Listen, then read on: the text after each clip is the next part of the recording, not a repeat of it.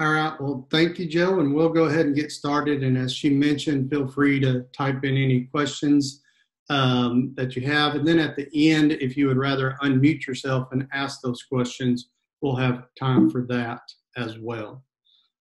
So the first thing is just get my disclaimer out of the way. We will be talking about some brand names in addition to active ingredients tonight. It's just a whole lot easier if we tie those two together. So just realize we're not trying to endorse or discriminate against any of these products if you see them or if you don't see them in the presentation here.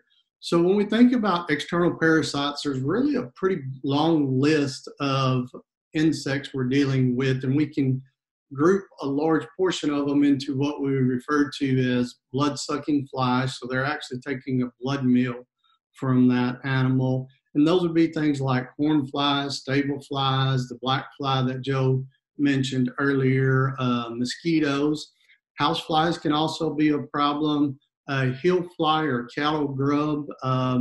Most of the younger group on tonight probably hasn't seen any of those since the development of some of our macrocyclic lactone dewormers we have.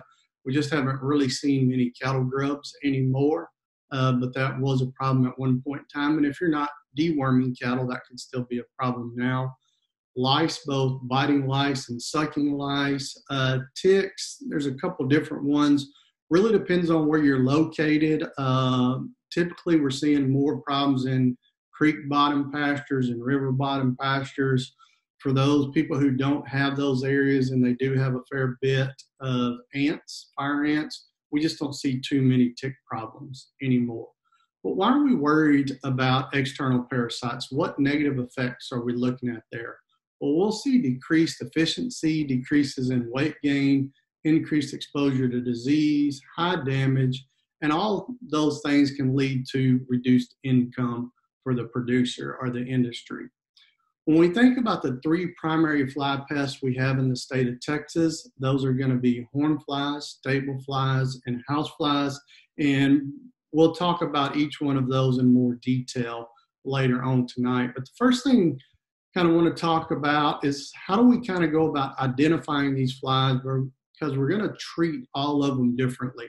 So the flies that you see on the face, especially around the eyes and around the nose at times, those are actually going to be house flies. In Texas, because of our climate, we really don't have face flies down here.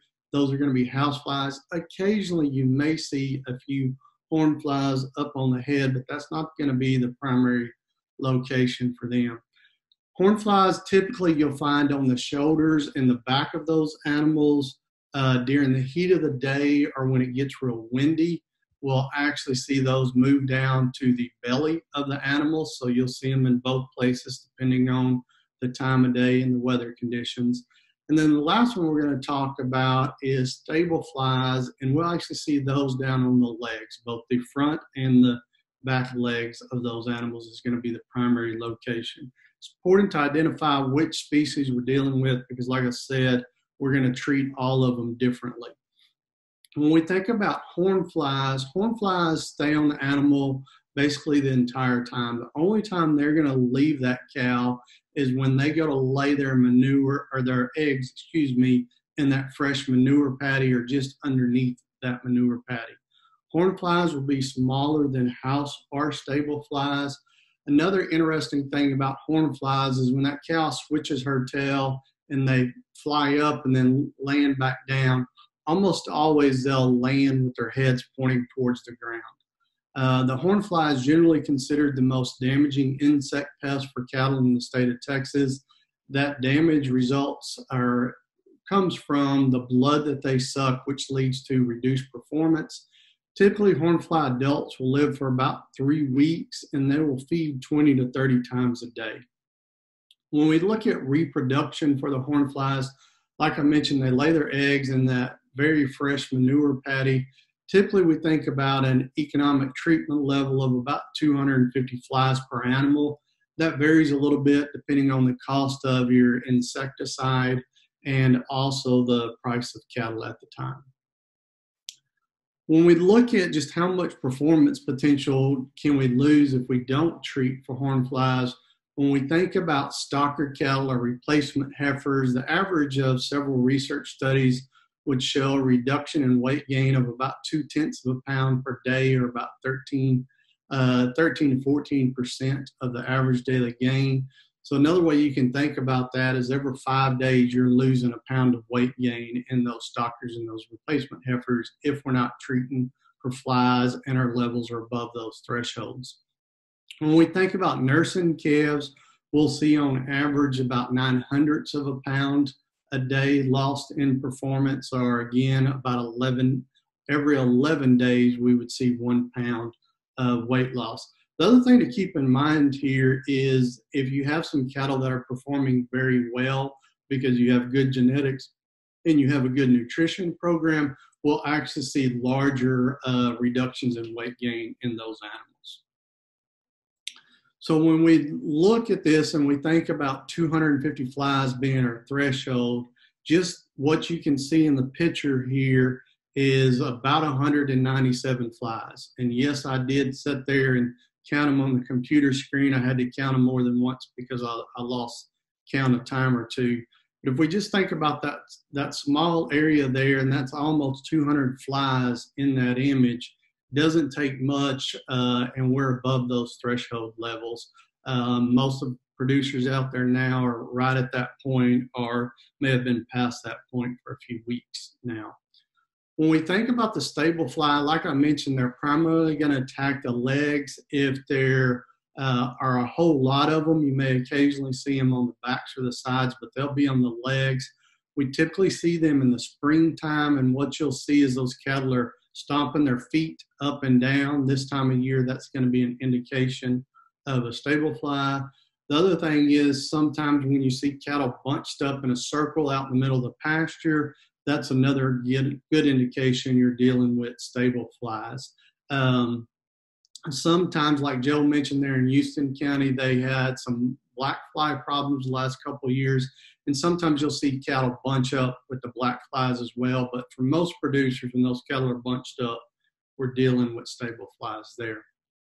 They cause significant losses in performance and income as well. That comes from sucking blood and irritation of those animals. Both the male and female stable flies will feed on blood. Historically, they're more abundant in confined areas, but I'll tell you, the last 10 years, we've seen quite a population of them out there in our pastures and even in some of our range environments, but especially in East Texas and Central Texas. And those of you from Louisiana that are on tonight, I'm sure y'all are probably seeing an increase in stable fly numbers compared to what we used to. Those stable flies really like to lay their eggs in decomposing organic matter. So if we think about those old hay feeding sites, those are perfect areas where those stable flies like to reproduce. So some things we can do to help reduce stable fly populations, if you'll go in there and spread out those sites when we get into the spring when you're not feeding anymore so they can dry out, or you could go in there with an insecticide like Dimilin and spray that area to keep those flies from reproducing. Economic treatment levels quite a bit different when we think about stable flies. It really only takes 2 to 4 flies per leg, or 8 to 16 per animal is what we're looking at. And the reason being is generally the only time those flies are going to be on there is when they're looking to take a blood meal and feed off of those cows, and then they'll fly off and they'll rest somewhere else the rest of the day. Obviously, if we're dealing with a youth project, 4-H or FFA, or we're around a dairy, or we were around a backgrounding yard or something like that, we'll see those flies go and rest on barns and walls and those kind of things. Out in the pasture, they'll actually rest on the underside of vegetation, sometime your trees or something else, your fences that may be out there as well. If we are in a confined area, we can go in there and apply a residual wasp spray to the surfaces and do a pretty good job on them. There's actually some parasitic wasps I'll talk about later that we can use from a treatment standpoint. There's some mixed recommendations in the literature when they talk about topical insecticide treatment. A lot of times they'll say, well, you may not get real good control from that. If you think through it, those cattle walking through tall or wet grass would wear that insecticide off. I'll tell you personally, in our family operation in Central Texas, stable flies have gotten bad enough. Several years ago, I made the decision we were just going to spray them and see what happened. I was only looking at about $7 in insecticide cost per cow. So we went ahead and sprayed and actually had a decent amount of control. So that's something we have continued in the springtime. We're using the same product to spray those horn flies and those stable flies both. It's just make sure in the spring we're spraying down there on the legs and maybe on the belly. So not perfect, but we can provide some relief in some instances doing that. When we think about the housefly, like I mentioned, we'll see those typically on the head. The housefly is not actually going to suck any blood. The reason we'll see a reduction in performance there is just from the annoyance they provide to cattle. So think about if you were out eating a picnic or something and you're sitting there having to swat flies the entire time, you're not going to eat as much. Same situation with cattle. Those houseflies are going to feed on secretions around the eyes, nose, and mouth. They'll also feed on any wasted feedstuffs and then those manure patties as well.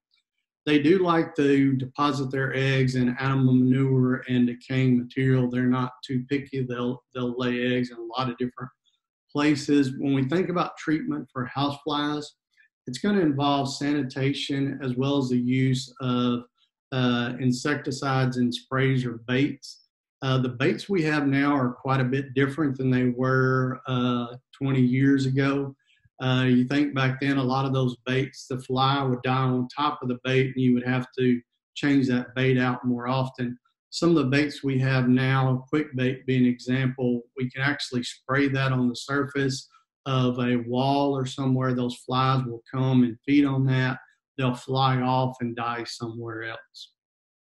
Another product, instead of spraying it on the wall, there's a device. There's actually a couple companies that make something similar to this that you can hang up. There's a bait as well as an insecticide between that membrane there where the flies can come feed on it.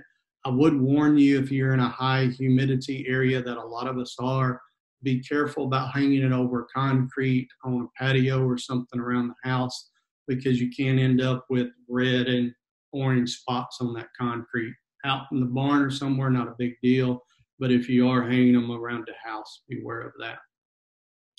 When we think about fly control, we need to think a little bit about the life cycle, because that's going to impact the way some of our products are going to work. And so there's 4 stages we're going to discuss. Those would be the eggs, larva, pupa, and then the adult. Most of the products we're going to use are going to work on that adult fly, but we do have some products that will work on that larva or that pupa stage.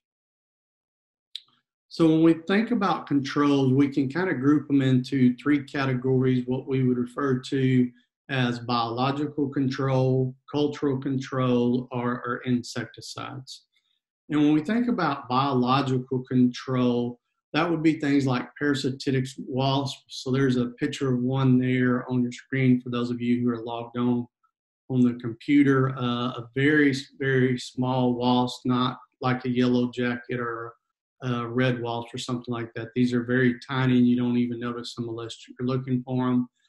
For those of you who do have dung beetles, they will provide some biological control for us. No, nobody wants any fire ants.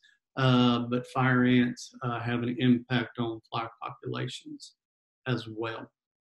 When we look at those parasitic wasps, the way they're going to work is when we think about that pupa stage, the parasitic wasp will actually lay an egg in that pupa.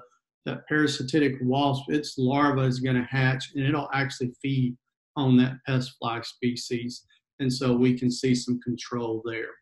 When we think about biological control, especially with the parasitic wasp, you may see them advertised as fly predators. One of the main companies out there, that's what they're going to refer to them as.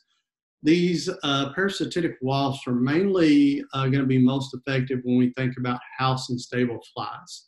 And so again, around those confined areas where we put them, they're not going to fly a long distance, so they really aren't applicable to put out in the pasture, but they can work very well around those confined facilities. The thing to be aware of is, though, they are susceptible to our traditional insecticide treatments. So don't put the parasitic wasps out there and then go spray something, because you'll end up killing them as well. Now, when we talk about horn flies and parasitic wasps, there's no published reports of these commercially released species having any suppression on horn fly numbers. For horn flies, dung beetles are more what we're looking at there. When we talk about cultural control, that's the term the entomologists use to talk about how do we manage that environment to make it less appealing for those flies to reproduce. So removing fresh manure from barns and stalls, preventing the buildup of that wet decomposing vegetation or hay that I mentioned earlier. This is actually a mechanical trap where cattle walk through, the flies will fly off, and they'll actually get stuck between some layers of plastic at the top of these devices. This is actually a picture from one in Australia. We used to see those a long time ago, really don't see them too much anymore, but if we continue to have problems with resistance, there's a potential in some settings we may start seeing something like that again.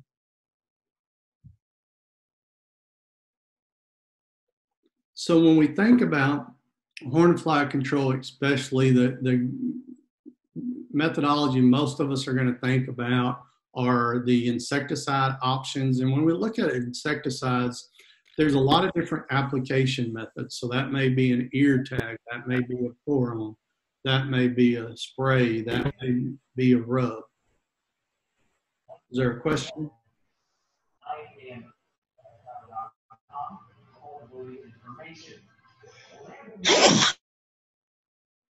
Okay, so it may be a spray, it may be a feed additive, there may be a dust bag, rubs, and there's even a device that's come on the market called a gel cap applicator.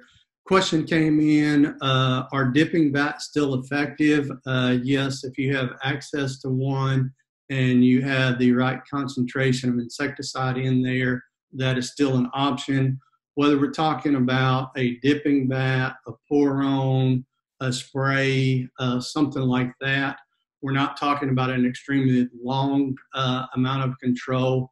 We would typically be thinking somewhere 7 to 14 days typically is what we would expect out of that.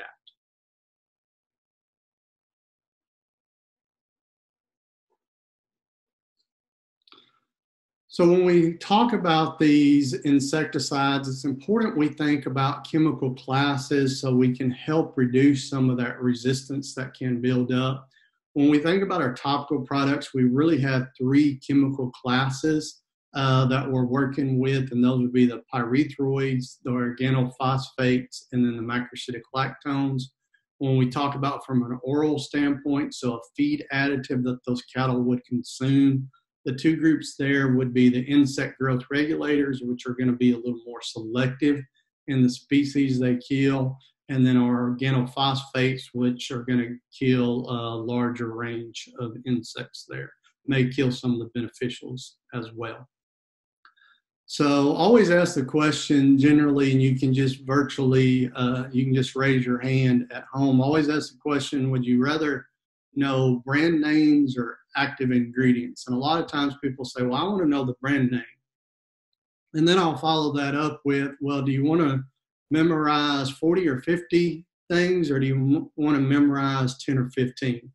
And obviously everybody wants the shorter list, and that's where active ingredients come into play. We'll see a lot of brand names out there with the same active ingredient.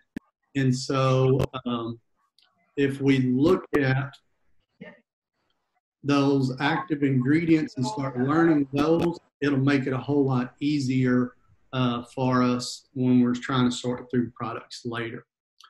When we think about pyrethroids, active ingredient examples there would be cyfluthrin, permethrin, zeta-cypermethrin, lambda, and gamma-cyhalothrin. And really, instead of remembering 5 things, you can kind of remember 3 things, and it'll let you know if it's a pyrethroid. So if you see permethrin in there, cyhalothrin in there, you know all those are going to be pyrethroids, and then obviously cyfluthrin. On the organophosphate list, that list is a little bit longer. Examples there of some of the more common things would be things like coumaphos, phosmet, diazinon, and yes, we do still have access to diazinon and some ear tags that we can use. You can't go buy the diazinon and spray on your yard like you once did, but we do still see it in some ear tags and very effective there. So another thing I want to talk about, and some of you may have seen this as you purchased, especially some of the pyrethroid products, whether that's a pour-on or an ear tag, you may see another ingredient in there called piperonyl butoxide. That's not actually an insecticide, but it is an ingredient that's used to make that insecticide more effective. So it improves the effectiveness of that active ingredient. And the way it basically works is it helps inhibit the breakdown of that insecticide by those insects. So it does a better job of killing them and makes it last a little longer in some situations. The research that's been done out there, it does seem to make a big difference whether we have piperonyl butoxide mixed with that pyrethroid or not. Really, I'm not aware of any positive results with organophosphates. We typically think of pyrethroids at this point in time. There are several options out there. So going back to the dipping vat, if you're using a pyrethroid in a dipping vat and it doesn't have piperonyl butoxide in there, you can buy straight piperonyl butoxide and mix that back in. Or if you're using a spray or a rub, or one of those options, you could add some piperonyl butoxide back in. You do need to pay attention. There's a lot of different options out there, but not all of them have a livestock label. So make sure the product you purchase has a livestock label. I actually checked last week on a couple options, and some examples would include, there's a product called Exponent, there's a product called PBO 8, and then there's a Sinopro PBO product as well. The PBO just stands for piperonyl butoxide. So if you see that, sometimes you may be able to pick some of these options up at your local ag chemical supplier where you buy your herbicides and some of your insecticides that require a license. They may have it, or you may have to go online and purchase it that way. So the question was, are these available without a pesticide license? To my knowledge, as far as I know, you can purchase the piperonyl butoxide products, or at least a portion of them, without a pesticide applicator's license. So if we look at this picture, tremendous amount of flies here. I'll tell you, the person who shared this picture with me told me it was taken about 3 days after the fly tags were put in the cows. So if we're seeing this many flies that quick after we're putting fly tags in, that tells us we have quite a bit of resistance going on there. In this situation, they use the same product for multiple years in a row. So what are some things we can do to help avoid horn fly resistance? Well, we don't apply our treatments until those flies have reached that economic treatment level that we talked about earlier. Typically, we're thinking somewhere around 250 flies per animal. We want to rotate those chemical classes. So if we're using organophosphates now, we want to rotate to pyrethroids, not just the delivery method or brand. So sometimes I'll have people say, well, I went from an ear tag to a pour-on, so I rotated. Well, you rotated application methods, you may or may not have rotated chemical classes. So it's important we think about rotating those chemical classes. Now, when we think about rotation recommendations, there's going to be some varying strategies out there. Some entomologists make the recommendation, especially for us in the southern United States, because our fly season is so long and we see so many different generations of flies throughout the year, that you may want to look at rotating roughly every 90 days. One of the standby recommendations for years was to rotate on a yearly basis. And if that's working for you, keep doing that. If it's not, you may want to consider rotating a little quicker. And then there is one strategy out there to use the chemical class until it's no longer working and then rotate. That would probably be the last option on my list. I would probably look at rotating yearly or rotating every 90 days if you're having problems in the southern United States. The other thing we want to think about from a hornfly resistant standpoint is, especially for those of you who are using fly tags out there, follow those label directions. If it says we can use 2 fly tags, you already have those animals in the squeeze chute, go ahead and put that second fly tag in there. It does cost a little bit, somewhere typically between about $2.50 and $3, but you will see longer control out of it. And then the other thing is we need to remove those ear tags when they start losing their effectiveness to prevent resistance.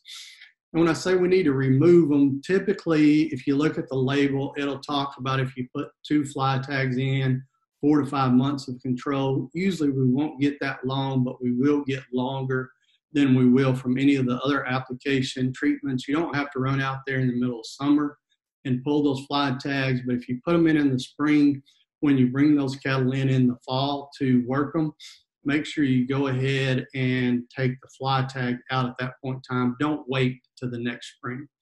There was a question that came in, are pour-ons more beneficial or cost-effective than fly tags? There's some pros and cons there. Really depends on your setup and your preference. From a cost per application standpoint, the pour-on will be a little bit cheaper, but it's not going to last as long as a fly tag, and so you would have to bring those animals in more frequently. Recommendation I would make is, if you are using fly tags, I would actually go ahead and pour those animals at the same time you put that fly tag in, to go ahead and knock that population down, and it'll make that fly tag work a little better, especially there initially.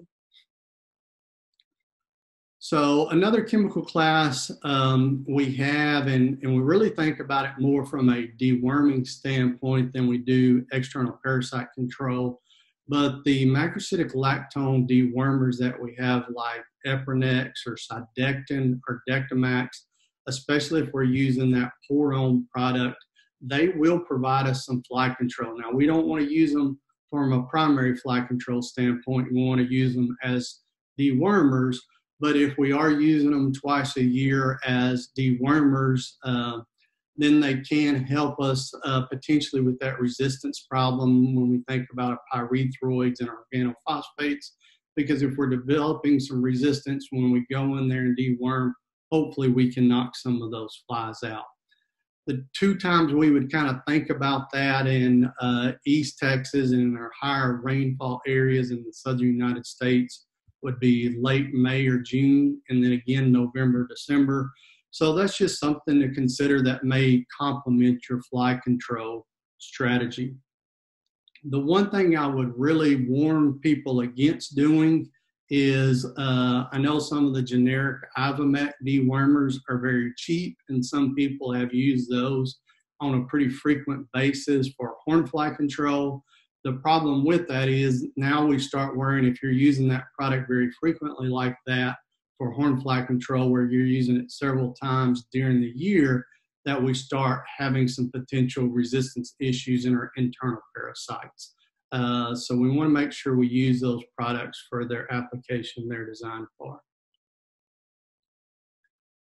Okay, so the question was, if you use a pour-on at the same time you put that ear tag in, would you want to use the same chemical class, or would you want to use a different chemical class between the ear tag and the pour-on?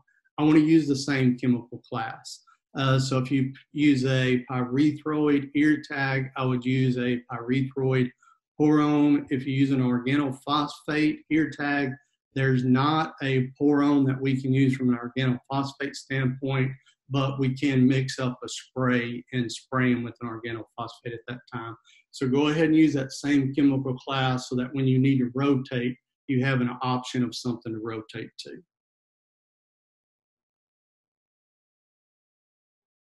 So just to kind of give you some examples, when we look at ear tags, we do have 3 chemical classes available. This is really the only place we have 3 chemical classes available. But if you're looking at organophosphate, that would be something like Dominator or Pour-ons or Patriot. And I'll have people sometimes say, well, I rotated. I went from a Patriot to a Pour-ons. All you did was rotate what company you're sending your money to and not really chemical classes there. So we got to think about rotating those chemical classes. When we look at pyrethroids, some examples there would be Silence Ultra, Sabre Extra, Python Magnum. And since you're looking at your computer screens, most of you can probably see that small text there, which you wouldn't normally see if we were in a big group setting. But what that is that's just a reminder for me there which products have the piperonyl butoxide in them and which ones don't on the pyrethroid standpoint. The organophosphate, the macrocyclic lactone ear tag is the XP820 ear tag that came out several years ago. Another thing to keep in mind with ear tags is make sure whatever ear tag gun you have, whether you have an All-Flex tagger or one of the other brands that matches the All-Flex tags, or you have a Y-Tex tagger that you buy the fly tags that correspond with that, or if you buy one of the other fly tags, you make sure you get the appropriate ear tag gun to go with that. So if we look at from an All-Flex standpoint, that would cover the Merck tags and the Bear tags. If we're looking at Y-Tex, that would be the Y-Tex brand of tags there. When we think about pour-ons, we don't have any organophosphates available from a pour-on standpoint. Talking to most of the pharmaceutical companies out there, they don't see an organophosphate pour-on coming, so we're looking at sprays and rubs and dust from an organophosphate standpoint. But when we think about those pyrethroids on a pour-on standpoint, examples would be things like Silence, Sabre Pour-on, Ultra Sabre Pour-on. The difference between the Ultra Sabre and the Sabre is the Ultra has the piperonyl butoxide in it. Typically in those pour-on formulations, you're looking at maybe 5 to 7 cents additional cost per head for the piperonyl butoxide. Dr. Justin Talley at Oklahoma State has some really good research showing they saw a tremendous improvement when that piperonyl butoxide was included. So if you can select products that have that, I definitely would. When we look at that blue box there at the bottom, you see a lot of different products, but in reality, all those products have the same active ingredient. So this is a perfect example where I was talking about it's much easier to learn that active ingredient in those brand names. So when you're at your co-op or your feed store or wherever you're getting your products from, you're not sitting there scratching your head trying to look at all the different brands when in reality, several of them are basically the exact same product. All these here in blue would be products that have 1% permethrin. The next group here is 5% permethrin. The green one's 7.4, and then that last one there's a 10%. And so the question always comes up, well, which one of those is going to work better? Well, when we look at them, we actually end up putting the same amount of active ingredient on the animal. We're just going to deliver it in a different volume. So for the 1% products, we're going to put 5 ounces per 1,000 pound animal. For the 5% product, we're going to put 1 ounce. For the 7.4, we're going to put 2/3 of an ounce. And then that 10% product, we're going to use 1/2 an ounce there. So on the more concentrated product, it's not that you're getting more active on that animal, we're just delivering it in a smaller package. One thing to keep in mind there is think about how big of a deal is if you're only putting half an ounce, if you don't get all of it on the animal, versus if you're putting 5 ounces on there if you don't get all of it on the animal. So that's just something to think about when you're making that decision. Roughly as a general rule, because of a freight situation, because you're moving less water and less product, ultimately the more concentrated products may be a little bit cheaper.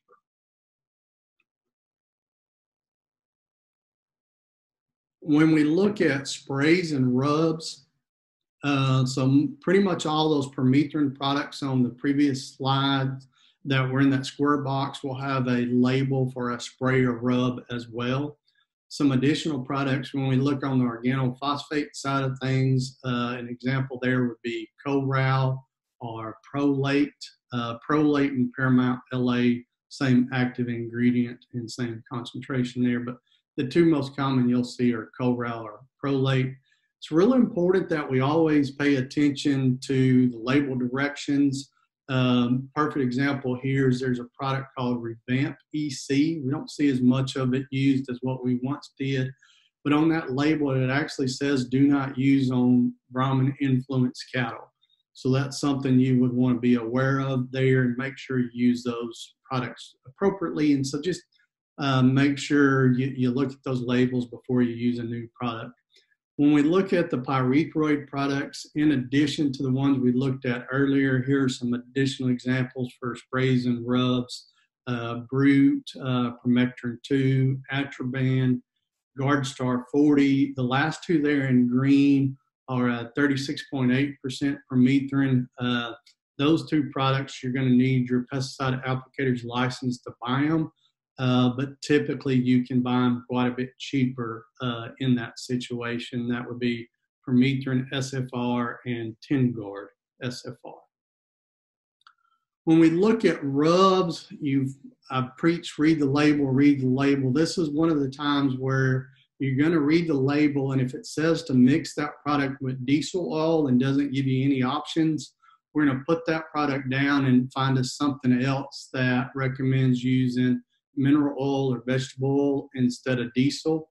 From a BQA standpoint, we do not want to use diesel. That diesel can get absorbed into that animal and get concentrated in the fat. Nobody wants to eat a steak that has a little taste of diesel to it. So mineral oil or vegetable oil is what we want to use on those rubs if you're using them. I always get the question, are rubs effective? Well, it depends on if the cows are going to use them. If you just have it out in the middle of the pasture, typically you won't get much use out of it. If you can put it somewhere where those cattle have to go underneath that rub or through that rub, depending on what type you're using, to get to a water source or something like that, then they can work much better in those situations. You generally want to saturate those weekly. So if you had a 20-foot rub, or you would want to use a 1 gallon solution of your insecticide along with that mineral oil or vegetable oil. When we think about dust, some of the examples we would have would be things on the organophosphate side like Coral or Raybon. From a pyrethroid standpoint, insectrin dust or python dust would be two of the more common ones. Again, we want to pay attention to those labels. These are a few statements off the labels here. Do not apply this product in a way that will contact workers or other persons either directly or through drip. So what you don't want to do is take and feed some cubes on the ground, put your dust in a 5-gallon bucket, and then start walking through those cows and pitching that dust in the air.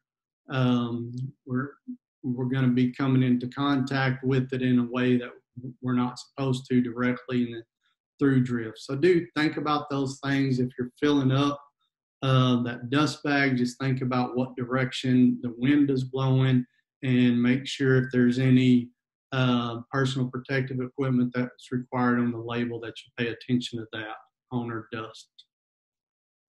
I mentioned a gel cap applicator. Some people may think of a paintball gun in this situation. instead of paint in those little gel caps, we would have an insecticide that you would shoot. If you are going to use this, there is a cost associated obviously with that, but if you're in a situation where you can't get those animals in a more confined area where you could pour them or spray them or something like that, this might be something for you. I would suggest make sure you shoot all those animals on the same side. Pick the right side or the left side. Otherwise, what happens is after about 10 head, you forget which ones you treated and which ones you haven't. Those gel caps are designed to leave a little bit of the fragment of that gel cap on the animal so you can kind of tell which ones you've treated and which ones you haven't. You want to try to apply that gel cap a little higher on the body and towards the shoulders or the back if you can. Make sure that you don't ever hit one in the face or especially the eye with one of those gel caps. That could potentially create a problem there in the eye. I will tell you, sometimes they'll hit the animal and bounce off without exploding. So that's something to be aware of if you are using that. There's two different types out there. The one that's most common is the orange one up there. That's pyrethroid active ingredient. The other one, the green one down here, it's important to pay attention that on that label, you can only use that one time a year. So from your rotation standpoint, be aware of that. When we think about our feed additives, so I mentioned those insect growth regulators earlier. The way they're going to work is inhibit the molting process. They work on the larva and the pupa there so that they can't develop into adult flies. They should have less impact on beneficial insects than what our organophosphates would. When we look at the feed additives, there's some quite a bit of variability in the research out there. It's not because the science behind these products doesn't work. It's because we're not getting adequate consumption of the animals in the herd. So sometimes we'll see that situation, or now we may be using too low of a concentration.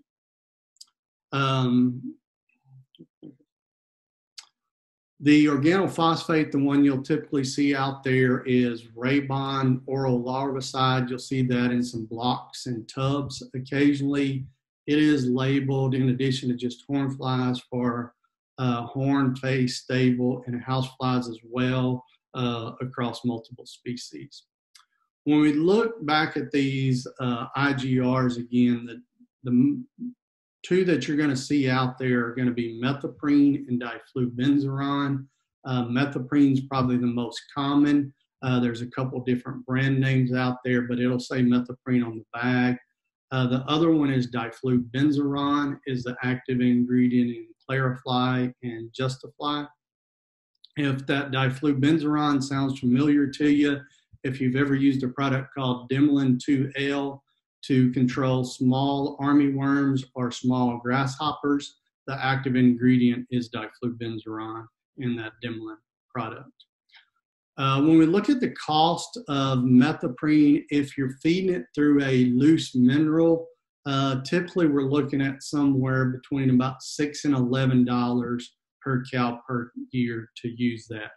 I'm going to tell you, if you're trying to get the best hornfly control possible, using multiple approaches is going to work better. So not just the IGR alone, but an IGR in combination with some kind of a topical product.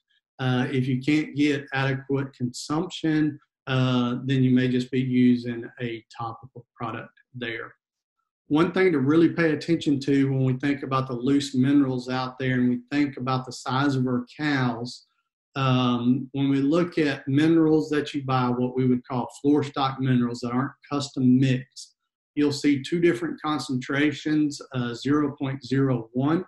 That was designed for a 1,000-pound cow. There's very few 1,000-pound cows out there in this part of the world anymore, so we end up underdosing those animals.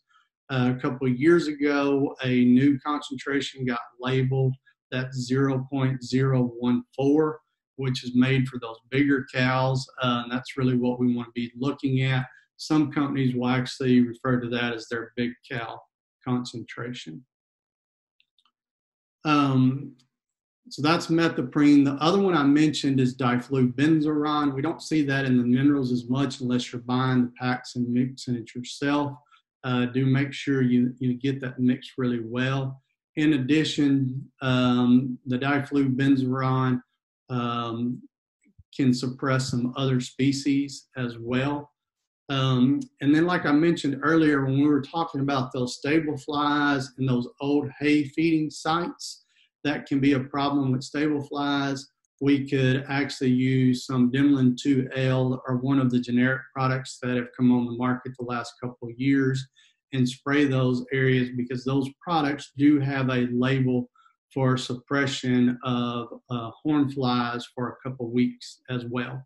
Now, I wouldn't go out there and spray the whole pasture just for horn flies, but if you were treating some small armyworms or grasshoppers, we can get an added benefit by using Dimlin or one of the generic diflubenzuron products in that situation. Just quickly, when we think about hill flies, what we're really worried about is the cattle grub. What happens there is that hill fly lays an egg on the hair back there by the ankle of a cow. That egg is going to hatch. The larva will actually penetrate the hide of that animal.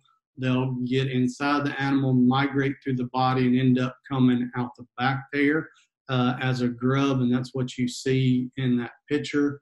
The adult flies will kind of resemble small honeybees. They don't actually land on the cow itself. They just hover right there and lay those eggs on that little hair back there. But if you're using one of the macrocyclic lactone dewormers and you're using it twice a year, you should be taking care of those grubs out there. The one exception is we have had some reports from the field that on the generic Ivomec products, they may not have controlled the grubs.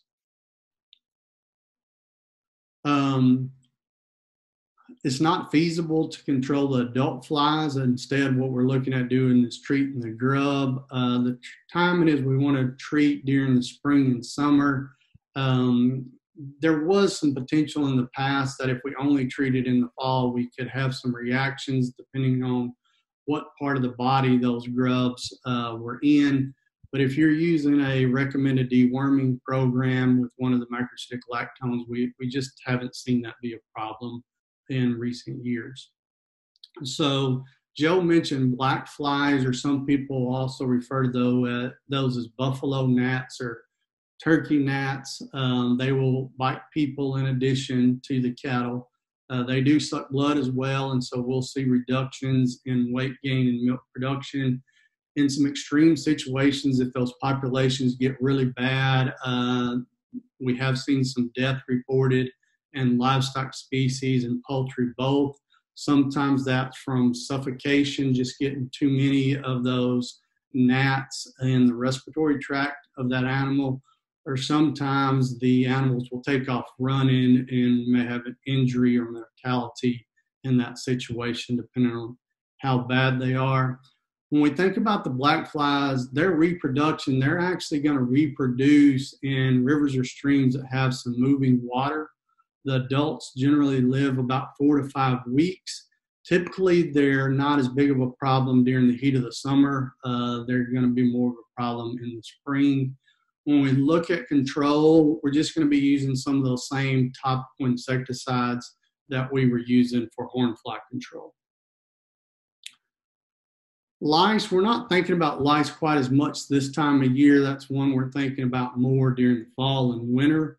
But we definitely want to make sure we take care of those lice. There's 2 types of lice we think about, both biting lice and blood-sucking lice. Lice can actually reduce the red blood cell count of cattle by about 75%. So if you go to the doctor and they check to see if you're anemic, that's what they're checking, is your red blood cell count.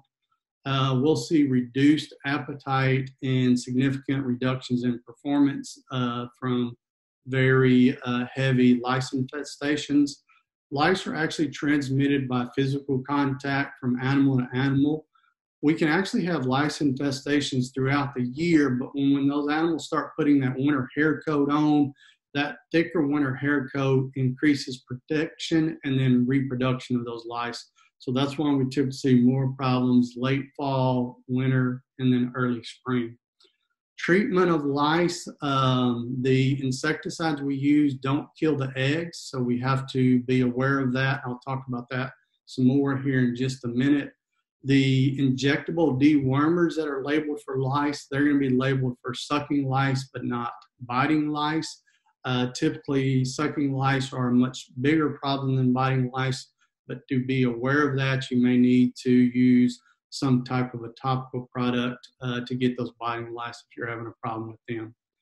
Treatments are typically going to be done in the fall or winter. It's critical that we treat every animal in the herd. Otherwise, the one we don't treat can quickly reinfest the other ones. And then if you bring any new animals in, make sure you treat them before you turn them out with your herd. Some of the hornfly products we use, some of those pour-ons and those sprays and those rubs can have an impact on those lice as well. So depending on what product you use is going to depend on the number of times you're going to need to treat. If we look at basically all the permethrin products, unless they have something special added to them, as well as silence and some of the other pyrethroid products, we're going to want to use 2 applications. So treat those animals, wait 2 to 3 weeks again and treat them so that we break that life cycle since we're not having an impact on the legs, or on the eggs, excuse me. If we're looking at one of our macrocyclic lactone dewormers, the Epronex, the Cydectin, the Dectomax, and you're deworming those cattle, typically November, December, we can take care of lice with 1 application in that situation. If you're using a non-dewormer, one of the pyrethroid products like StandGuard, Sabre, or Ultra Sabre, those all have either lambda or gamma cyhalothrin in them. They're labeled for 1 application, and then there's a combination permethrin IGR product called Cleanup 2 that's also labeled for 1 application. Now, I mentioned labels several times tonight, and we all know on those bottles it can be very hard to read those labels. One of the easiest ways I found to get a copy of that label where it's easy to read is if you'll go to Jeffers or Valley Vet. They're both online supply companies. You can, most of them, the time they'll have a link to the manufacturing label that you can either download a PDF copy or print out a nice big copy to look at and read. So that is an option there for you. When we think about slaughter withdrawal, when we're talking about external parasite control, to the best of my knowledge, when we look at our dust, our ear tags, or feed additives, our pyrethroid products, Coral and Revamp, they don't have any slaughter withdrawal. Now, on the ear tags, it will say we do need to remove those prior to slaughter. When we look at the Prolate product or Tactics, an old tick product, both of those products do have 3-day slaughter withdrawal on them, so do be aware of that if you're using them. I mentioned Jeffers and Valley Vet from the standpoint of getting labels. It may be something that you're interested in to get one of their catalogs, not necessarily to buy a product from them. You may decide that's what you want to do, but so you can see all the options of the products out there. Be aware sometimes it may be cheaper to purchase those from your local dealer. If you do want one of their catalogs, you can contact those companies and get on their mailing list for that. With that, I'll be happy to entertain any questions you have. You can go ahead and continue to type them into the chat box like some of you have done. If you would prefer to unmute, feel free to do that, and we'll answer those as well. I have a question. Go ahead. This is Richard Saunders. We used to have a problem with ear ticks. Are they still prevalent? So good question, Richard. And in case you didn't hear me ask about ear ticks, are they still prevalent? I do see them for those folks who may have a river bottom or creek bottom pasture. But other than that, we just don't see them. Most people would attribute that to fire ants. I'll tell you, as a kid, I can remember treating those, but I haven't had to treat any ear ticks in quite probably almost 30 years now. The other thing that probably helps us quite a bit on those ear ticks as well is if we're using one of those macrocyclic lactone dewormers, they will help control ear ticks as well. So that Cydectin, that Epronex, that Dectomax. So between the fire ants and those macrocyclic lactones, we just don't see them anymore unless we're in river bottoms or creek bottoms for the most part. Jason, we had a question from the chat box basically asking about the rain steadfastness of a pyrethroid. If you spray it and then it rains a few days later, does that ruin it? It does, and it's really going to apply to pretty much all the topical products that if they get rained on a couple of days afterwards, it's going to wash that product away and you're not going to see as much control in that situation. The other thing to remember, though, is with those topical products, whether it's a dust or it's a rub or it's a pour-on or it's a spray, typically the most we're going to see is maybe 7 to, on the far end of things, 14 days of control. Sometimes if everything goes right, you may see a little longer than that, but really 7 to 14 or 7 to 10 days is what I would think about there. Okay. Well, I appreciate everybody getting on tonight, and hopefully y'all will sign up for next week.